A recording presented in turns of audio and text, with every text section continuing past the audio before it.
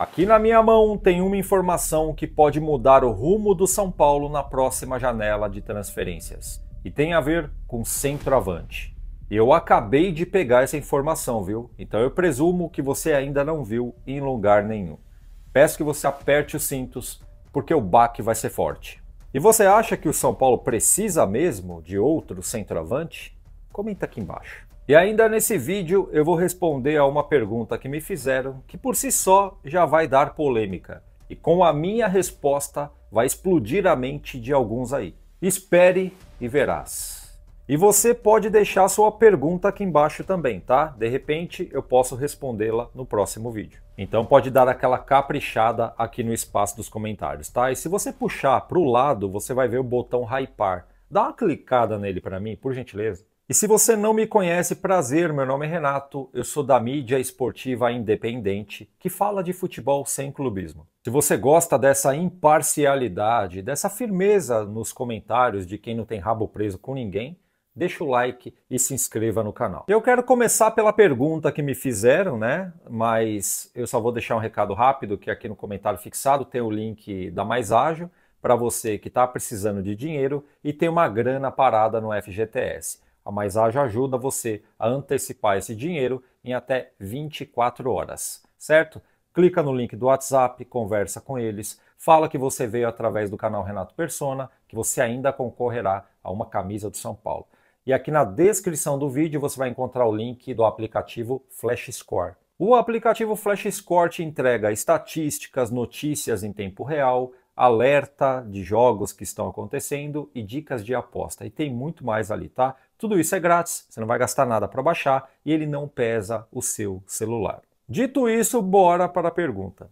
Renato, qual é o maior acerto do Zubeldia? Oscar de volante ou Ferrarese na lateral direita?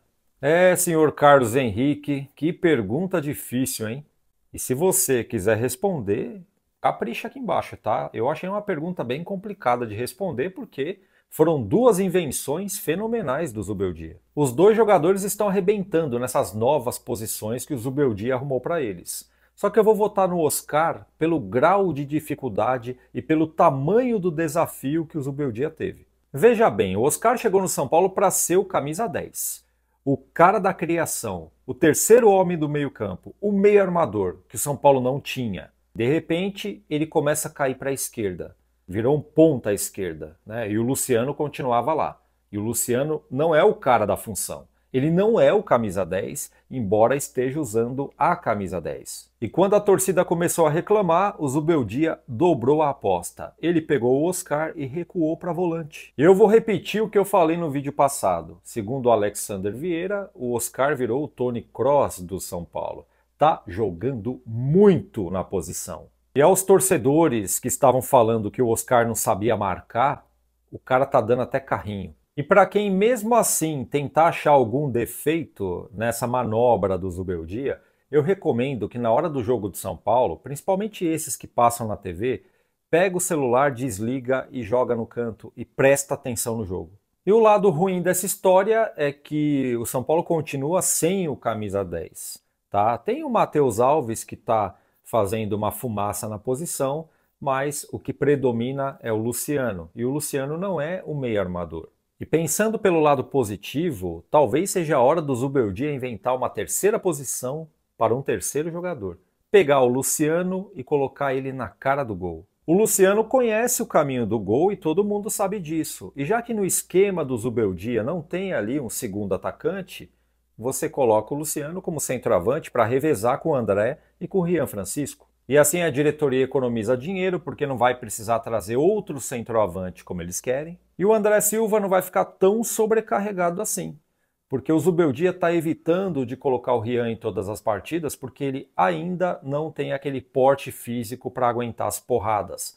Viu naquela partida que ele entrou jogando e aos 16 minutos do segundo tempo ele teve que sair? Pois é, o cara estava com cãibra.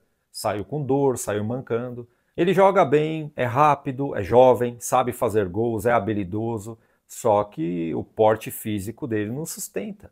Uma coisa é jogar na base, outra coisa é você jogar no profissional. E outro motivo pelas quais a diretoria não precisa sair correndo para o mercado para trazer um cara para ficar no lugar do Calleri é justamente porque o São Paulo já tem um cara para ficar no lugar do Calleri e é até melhor que ele. Eu falo do André Silva, tá? Eu sei que isso vai baquear algumas pessoas, né? Porque tem aquela meia dúzia barulhenta que vai pela cabeça de pessoas que talvez nunca chutaram bola na vida. Mas para falar besteira é o expert. Então o pessoal acredita fielmente que o André Silva não é jogador por São Paulo, só que eu vou provar o contrário. Sabe o Yuri Alberto, esse jogador do Corinthians que a mídia esportiva tá puxando o saco, tá pedindo ele na seleção brasileira? E diga-se de passagem, ele tá jogando muito bem sim. Merecia a seleção?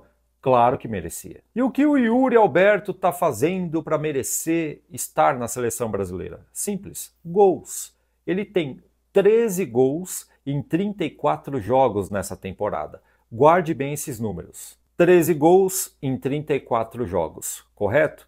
E o André Silva tem 13 participações em gols, sendo 11 gols e 2 assistências em 27 partidas.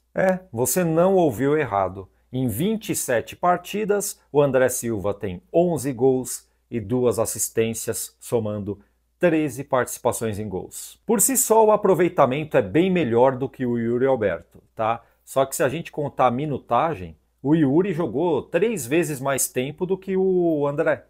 Porque o André, em muitas dessas partidas, ele entrou no lugar do Calleri ao decorrer do jogo. E o Yuri Alberto, em muitas dessas partidas aí, ele começou e terminou o jogo. Conclusão, se o André Silva jogasse no Corinthians, o queridinho da mídia clubista, ele já estava na seleção brasileira ou pelo menos na pré-lista. Mas o André joga no São Paulo, que é alvo da maior parte dessa mídia clubista aí, né? Porque falar mal de São Paulo dá audiência. E no São Paulo tem aquela meia dúzia de torcedores corneteiros, crônicos, que não importa o que aconteça, eles sempre vão falar mal. Porque o São Paulo que eles conheceram tinha jogadores sensacionais. São Paulo jogava o fino da bola, ganhou 2 Libertadores e 2 Mundiais consecutivos, tinha o Tele como treinador, uma estrutura maravilhosa, só que infelizmente aquele São Paulo não existe mais. O que eu vejo hoje é um São Paulo que passa dificuldade financeiramente falando, está devendo muita grana,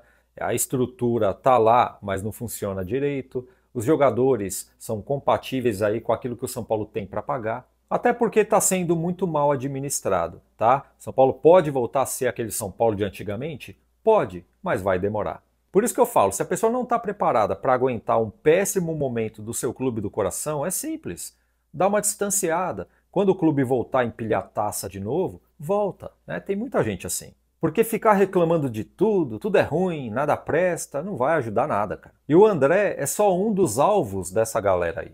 Ah, mas se não criticar, se não reclamar, o time não melhora. Não, meu amigo, o São Paulo não está precisando de reclamação, o São Paulo está precisando de dinheiro.